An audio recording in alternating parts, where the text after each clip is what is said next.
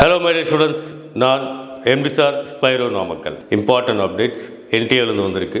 இந்த நோட்டிஃபிகேஷனில் அவங்க மெயினாக என்ன சொல்லியிருக்காங்கன்னா, இந்த ஜேடபிள்யூ மெயின் நீங்கள் அப்ளிகேஷன் போடும்போது ஃபோட்டோ வந்து செல்ஃபாக கேப்சர் பண்ணியிருப்பீங்க. அது இல்லாமல் உங்கள் ஆதார் கார்டை வந்து அப்லோட் பண்ணியிருப்பீங்க. அதிலே வந்து ஆதார் கார்டு வந்து சில ஸ்டூடெண்ட்ஸ் வந்து நீங்கள் கொடுக்காம நீங்கள் வந்து ஆதார் ஸ்கிப் பண்ணியிருப்பீங்க, ஆதார் வெரிஃபிகேஷன் கொடுக்காம இருந்திருப்பீங்க.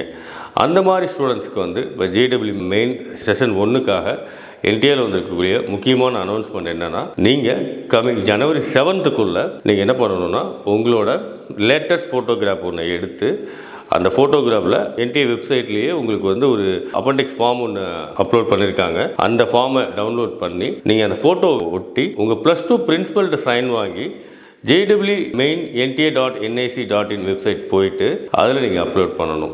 ஸோ அது வந்து ஜனவரி 7th நீங்கள் ஆல்ரெடி ஆதார் வெரிஃபை பண்ணிட்டீங்க. ஆல்ரெடி உங்கள் ஃபோட்டோ வந்து ஜேடபிள்யூ மெயினில் நீங்கள் செல்ஃபாக கேப்சர் பண்ணியிருப்பீங்க.